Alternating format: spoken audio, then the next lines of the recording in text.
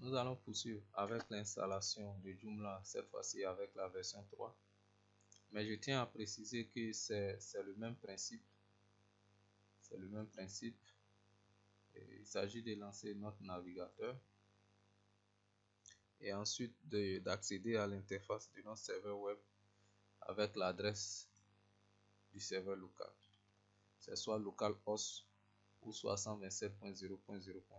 Nous validons. Et nous cliquons cette fois-ci sur la version 3.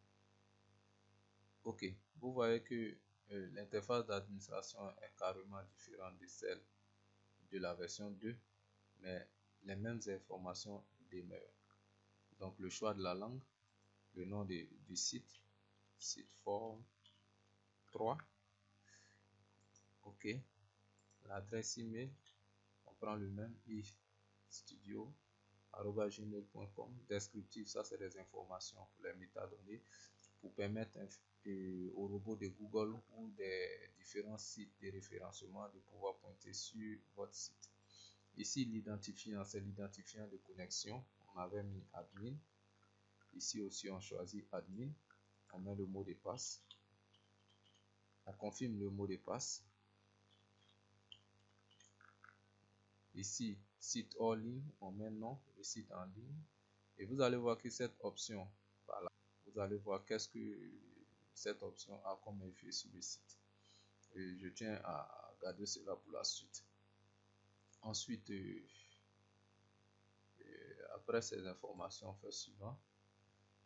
On insère les données sur la base de données. Ici, c'est toujours MySQL par défaut. Nom du serveur localhost. Ici, nom utilisateur, c'est root pour mon serveur local. Mot de passe vide. Nom de la base de données, on va l'appeler BD form 3. Ok. Et ici, le préfixe, on va mettre form 3 devant le nom de chaque table. Ensuite, on a ici installation précédente, seules les tables de la... Ok, ça c'est la même fonction qui était dans la version 2. Pour nous demander s'il y avait une version précédente qui était installée, si on voulait conserver les différentes tables qui sont dans la base de données. Donc comme il n'y a pas de version précédente installée, on continue, on fait suivant. Ok, on a ces informations, finalisation. Je tiens sur cette partie pour que vous fassiez très attention. Lorsque vous achetez un template en version 2.5, je vous avais dit qu'il fallait installer les données exemples pour avoir le modèle du template que vous avez acheté. Ici, c'est l'option qui est représentée par type de site. Si vous laissez cette case, aucune donnée exemple, un site plat avec une première page où il n'y a rien d'intéressant. 5 pages d'accueil en anglais. Un modèle aussi, mais bon, qui ne sera pas le truc. Et donner exemple pour apprendre Joomla en anglais, c'est des sites et ça sera une interface un peu plat. Donner exemple pour tester Joomla en anglais.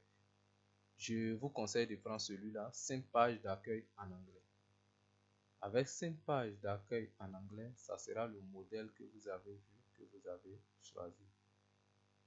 Mais laissez plutôt ces deux options plus celle-là. Et ensuite, vous vérifiez ces informations, c'est les informations que vous avez renseignées, la version, les versions, et ensuite vous faites installer.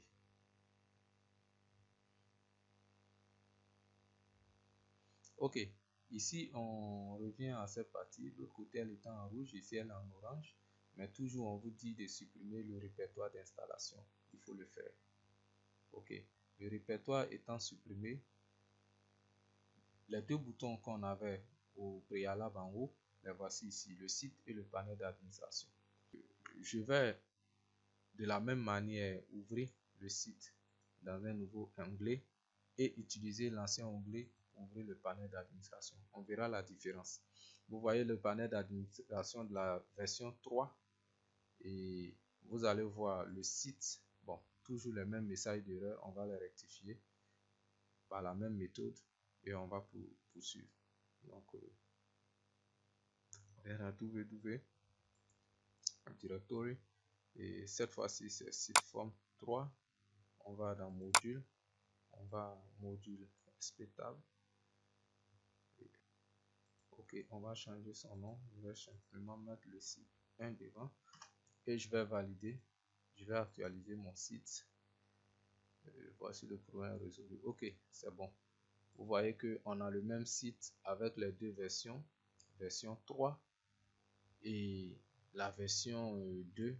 Pareil, seulement c'est le panel d'administration qui va changer. Et maintenant, on va accéder à notre panel d'administration pour vous montrer la différence entre le panel d'administration de la version 2.5 et de la version 3. Ok. Et vous voyez qu'il est carrément différent.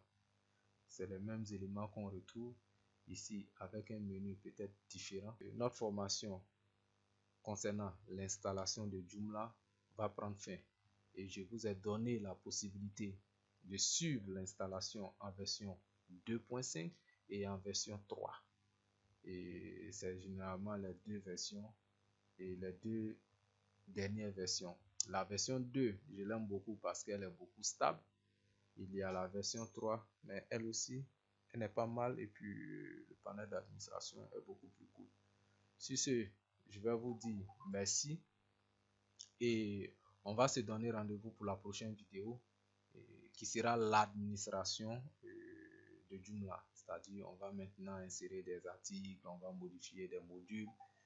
Mais tout avant, il y a des astuces préliminaires que je vais vous donner pour débuter l'administration. Merci.